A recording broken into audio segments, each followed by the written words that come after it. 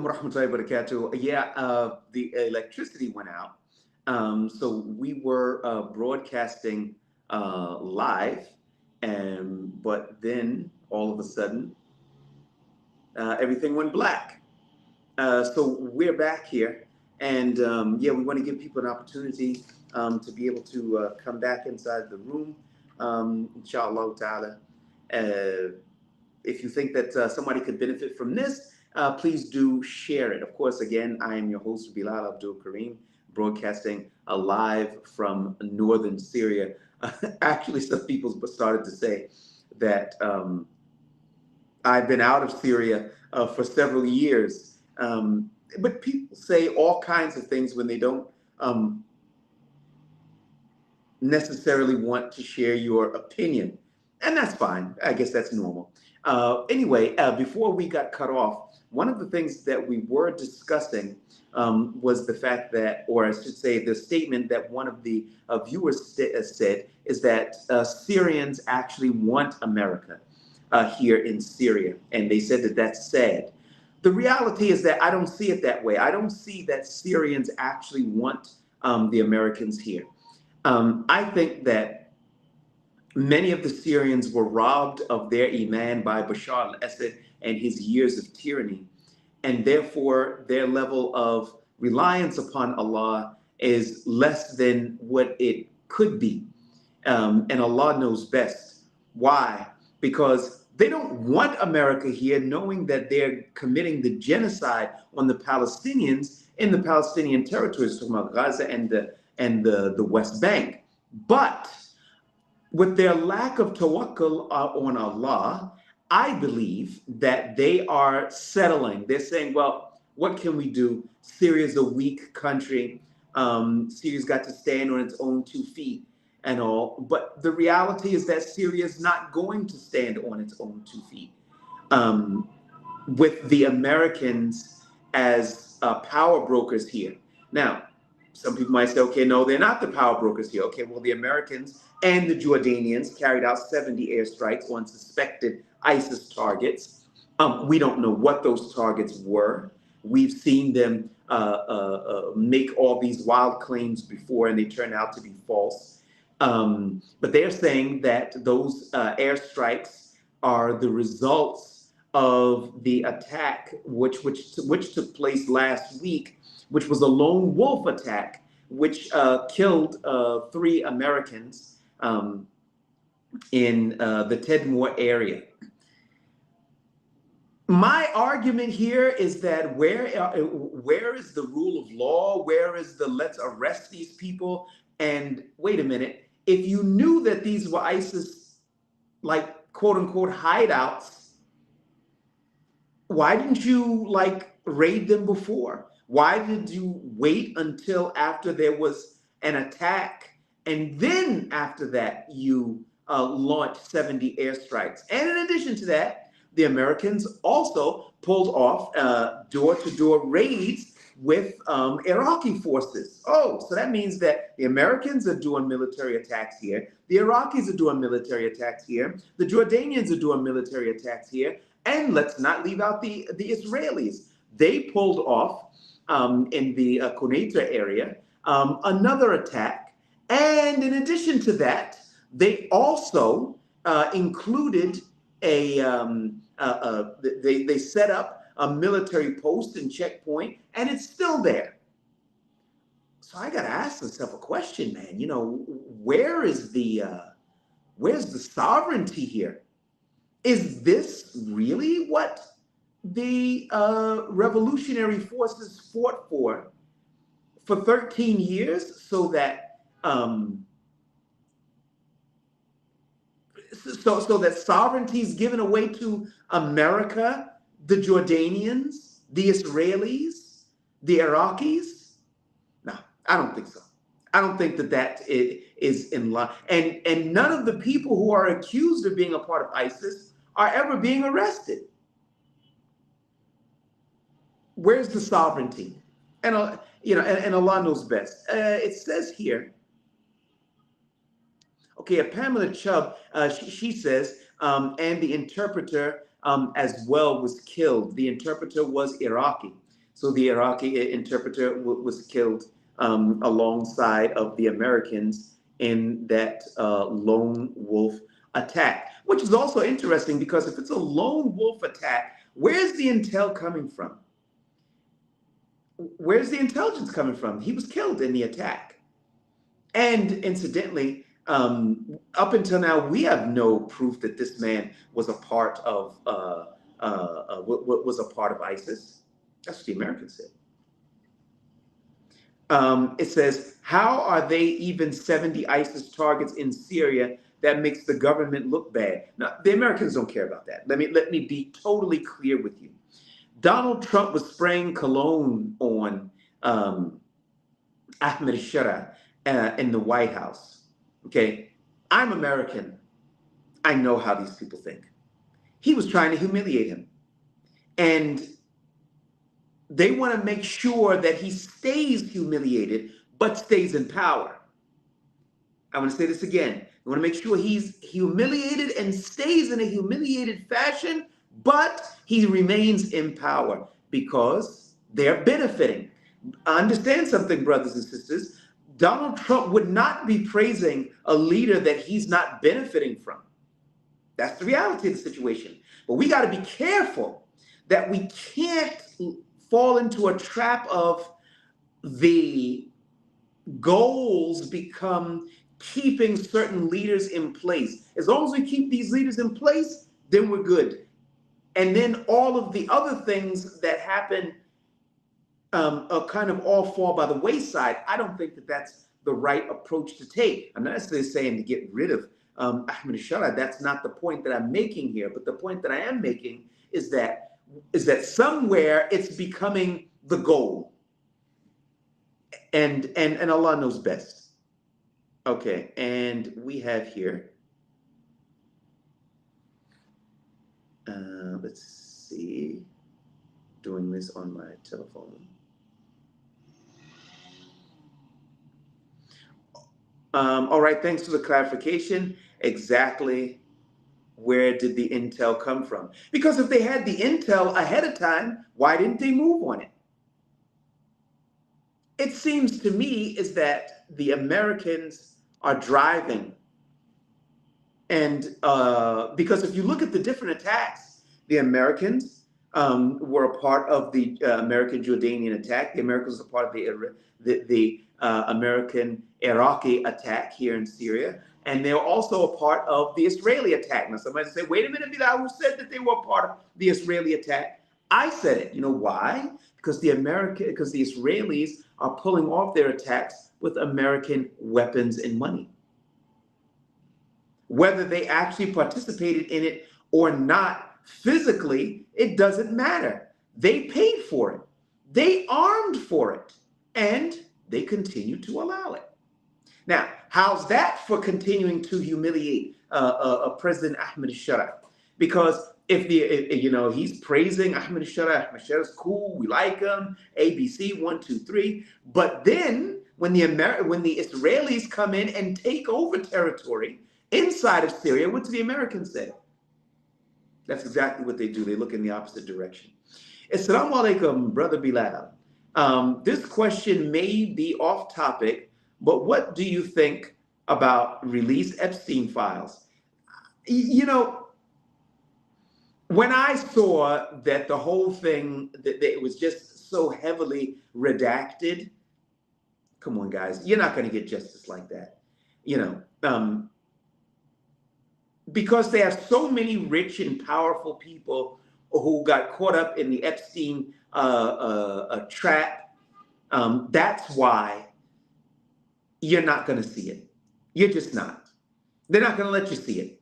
And that's your Justice Department. That's your president. I mean, maybe not you, but that the Americans voted for. And they shouldn't complain.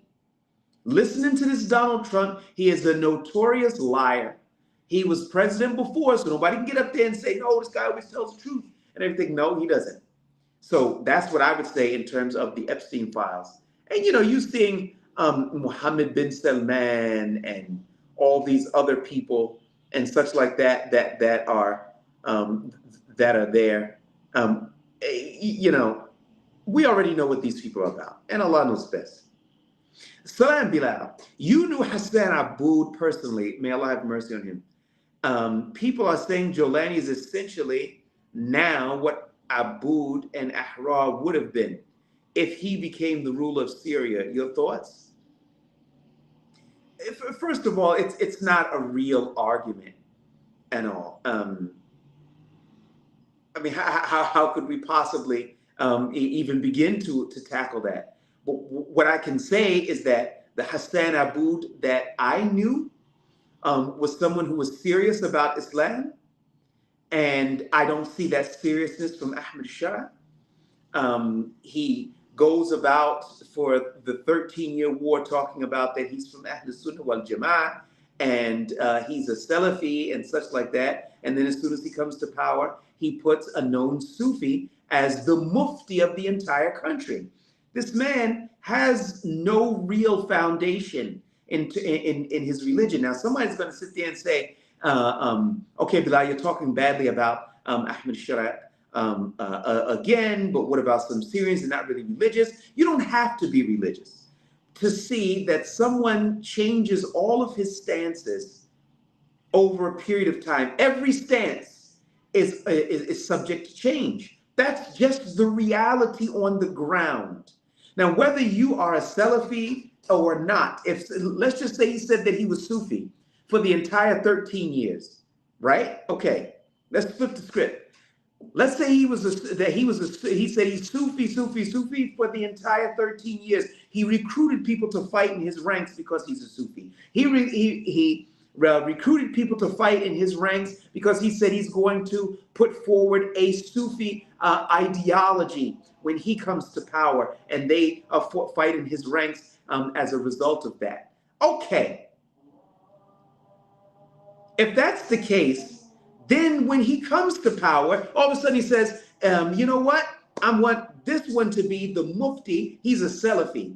The people who were fought in his ranks, the Sufis, they're going to be incensed because they're going to be saying, this isn't what you advertised to us. And you have to beware of somebody like that because they're changing all of their stances. I remember going back to 2013, 2014, where he was actually threatening to arrest women who wore flamboyant colors. Now you find his wife wearing jewelry with eyebrows all trimmed up, which is not allowed in Islam, just so everybody knows in case you didn't know.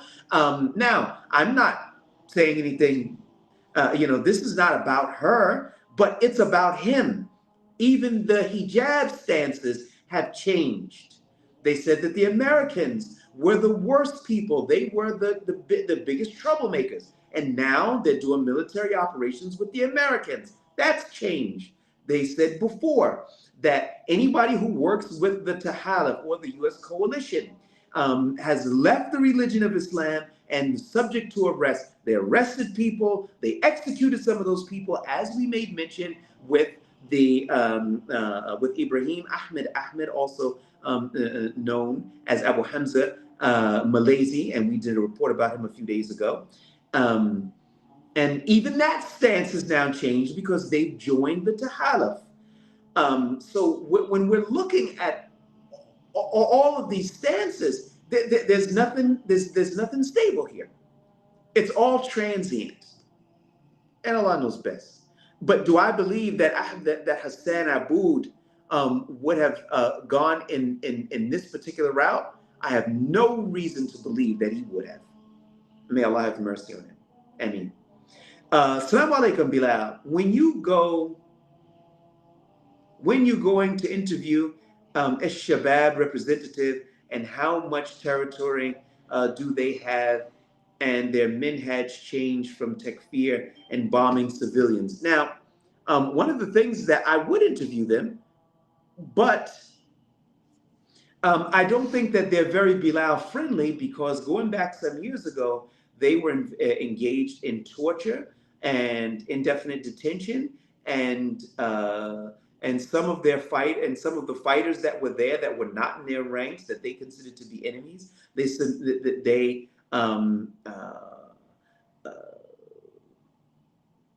brought them to the borders of Kenya and turn them over to Kenyan forces. So when I did a report exposing that, they weren't that happy about it. But if they're willing to do an interview, I'd be more than happy to do that. Are they still carrying out those attacks, or those types of attacks? I've heard different conflicting stories. One story says, well, they've changed a bit. Another conflicting story says, no, they are exactly the same, so don't believe it. To be honest with you, I am not certain at this time. I really wish that we could do an interview and we could ask them. Yes.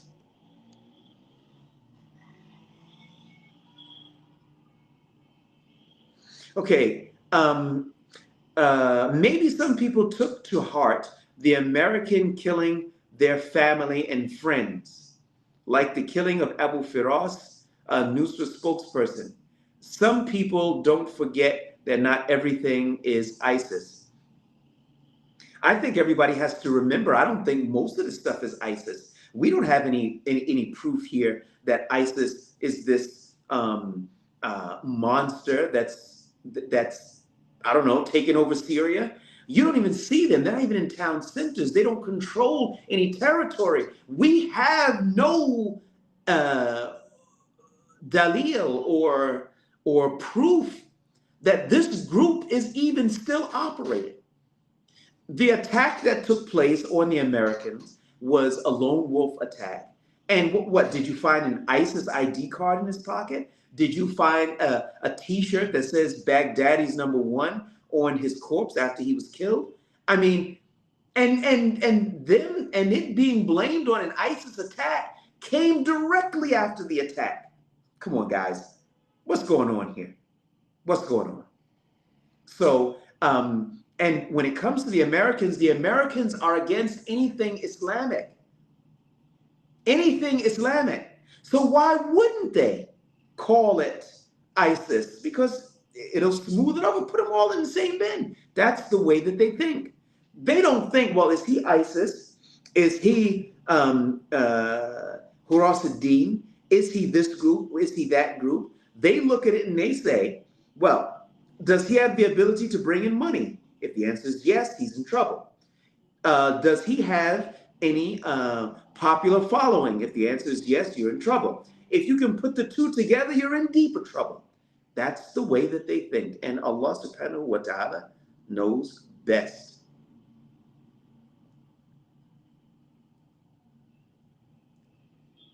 Okay, next up, we've got Trump has warned the Israelis to enter, has warned the Israelis not to enter any further into Syria. Let's see how that goes. No, let's not see how that goes. They're in the southern village of Quneitra, and they just set up the checkpoint just yesterday. The Americans have said many times, don't do this, don't do that. Remember Rafah? Remember Joe Biden said, oh, this is going to be a small operation, limited in scope. And they leveled the place. Now, do I think that the Israelis have gone rogue on the Americans? No, because I think the Israelis and the Americans are one. And I think that all they're doing is just making excuses, putting some political cover over it so that they could do the work that both Washington and Tel Aviv want. I don't have any reason to believe other than that. So don't listen to Donald Trump. If you look at the ceasefire that's there, that you've got over 300 Palestinians that have been killed since the ceasefire. Guys, what are you talking about? That's Trump's quote unquote ceasefire, but he doesn't even mention the people who were killed. He doesn't even mention it. He doesn't even talk about it. Why? Because it was nothing but a smokescreen to get the hostages back, and they will continue the genocide. Have they been letting in the agreed upon amount of trucks into the Gaza territories? The answer is absolutely no. Have they stopped their attacks? The answer is absolutely no. Is there any response from the United States to rein them in? The question is no. Why? Because they never intended to rein them in. That wasn't the design.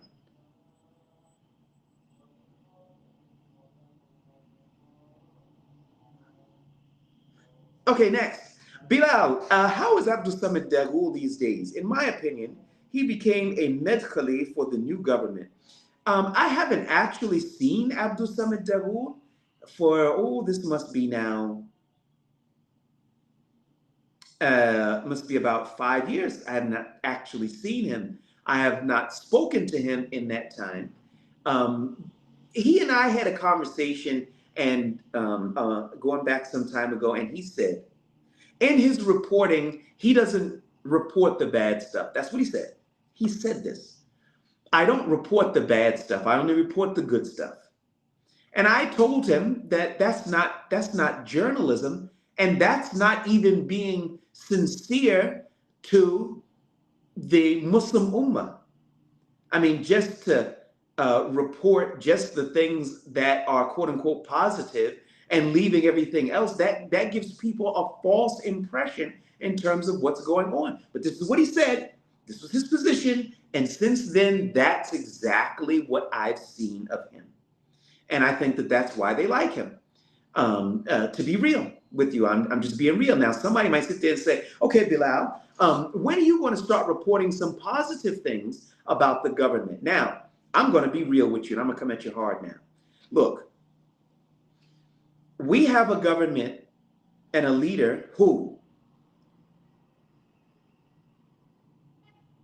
was once working with Islamic groups and to establish Islam. Then he did an about face and started working with the Americans. The Americans, who are carrying out a genocide, are running a wreck shop here in Syria. They're backing the Israelis, and now the Jordanians have jumped in, and also the Iraqis have jumped in. This is a disaster. Disaster. That's one thing. Another thing, southern Syria is basically almost gone. Sueda is gone, and that's after the Sunni Bedouin tribes took over those territories, handed it over to the Amin al-Am, the general security, and then, lo and behold, just hours or days later, depending on the area, Hikmat Tahajri's forces were back. Nobody's explained how that happened. That's a reality. It's real. That's not Bilal Abdul Kareem. That's history. And nobody's explained how that happened. Now, we've got the areas of Quneitra. The Israelis have taken more territory. They've pulled off military operations, and there hasn't been a peep from the government in Damascus, other than to condemn what's taken place. There are a lot of things going on, and I'm not saying that that the President Ahmed al-Shara is not a Muslim. I am saying that there are scholars around the world who are saying that. This is very problematic. This is very problematic. These issues need to be clarified so that everybody can be on the same page. Now, when you have all of that that's going on, okay, so they have a HIV of Quran contest that's sponsored by the government. Why am I not covering it? Come on, guys. You've got people like Abdul Samad Dagoul and the others that are covering all that stuff. None of them are covering the stuff that I'm covering. None of them are covering the stuff that I'm covering. None of them are covering the stuff that I'm covering. I'm saying that 3 times for clarity, not because I'm trying to big myself up, but because I am trying to help people to understand that this kind of journalism is not journalism. It's pure propaganda. And the Syrian people are not going to benefit from that. They benefit when they are informed in terms of what's real. And Allah knows best. Bilal, is Ahmed Mansour the guy who called for the overthrow of Sisi holding out? He was arrested by the Syrian government in January. I understand that he was released and is on house arrest, I believe, but don't quote me on that. I have to check it out, but I do believe he was released.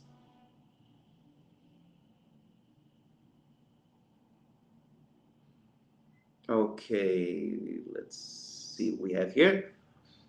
As I told you before, there is no Medkhali or Wahhabi. There are Muslims who are Sunni, Salaf, or general ignorant common folks, or a person of desires. Ah, okay. Oh, we could talk about it. Okay. You see, one of the interesting thing about a quote unquote Medkhali is that they're always the ones that climb up the ladder to power, and once they get up there they pull the ladder up behind them so that there's no path for political or leadership change except through bloodshed. If you look at almost not almost all of the Arab countries, what is the medium to really replace the leader? Maybe the people just want to go in a different direction. That doesn't mean that the leader's a bad guy or anything like that. Maybe they just want to go in a different direction. But there's no mechanism. You've got fake sham elections, and I don't mean sham like the area of sham, but fake elections. And, this is a problem. This is a major problem because Arabs, um, uh, once they come to power, they bring their brothers, their uncles, their cousins along with them, and you can't get them out. You can't get them out. You can't. The only way to get them out is to fight them. Now, we don't want to see that here in Syria. What we would like to see is that there would be elections. And once again, I want to make clear, democracy and elections are not one and the same thing. Democracy is wherein the people make the laws. Allah makes the laws. But consulting the people through elections is a form of shura. And that person who would come to power would not be able to violate the Constitution, just like Trump can't violate the US Constitution. So that new person that came to power should be the executive within the framework of the Quran and Sunnah. Now, alrighty. Okay, let's take a look at this one. Thanks, Bilal. I have another question. People not in Syria are saying, why is Bilal the only muhajir talking about the situation if it's really bad? Why aren't other muhajirin speaking out? Well, I hope that you wouldn't ask this question because the answer is embarrassing. The reality of the situation is that most of the muhajirin are afraid. And they're afraid to speak out against the government. They feel the danger for the most part, just as I do. But they're afraid. They're concerned. So many of them have lost their citizenship. So if they got kicked out of Syria, then where are they going to go? Are they going to be, boxed and shipped back to their home countries to do 20 years in prison for terrorism charges? Now, some people feel like that. Now, you've got some muhajirin who are with the government, and some of them, and that's a minority. They say, okay, well, we're happy. But the most that they will say when you bring these concerns to them is maybe he has a plan. That's the strongest you'll get from them because they can't really defend Ahmed Shara's policies anymore. So they say maybe he has a plan. I wish you hadn't asked that question, but a lot of them are afraid. And I'm not going to sit here and tell you that I'm not afraid because I am. But I also realize that I'm more afraid of Allah and what He's going to say if I don't say anything. And I'm also afraid after that, I'm afraid in terms of where the direction of all this is going. You've got all of these different governments that are operating here, launching bombs, carrying out raids. The Israelis are running rampant. Nobody is reining them in. Where is this going? What's next?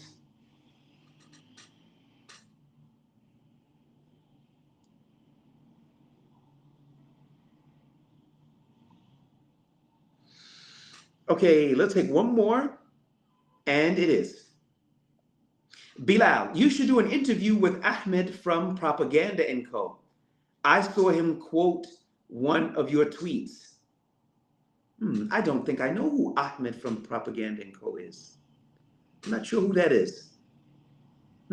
Okay, brothers and sisters, I need your help. Please take a look at our crowdfunding page. That's at medina.com/voices of truth. We got to have your help. We need your help so that we can continue to bring you real news, real information in a vibrant way, and that we can grow and we can expand. That's medina.com/voices of truth. We are working on a serious project. Please, guys, take a look at it. Help us out. If it's $50, $10, $100, 1,000, whatever you could do, wallahi, we'd be so appreciative of it.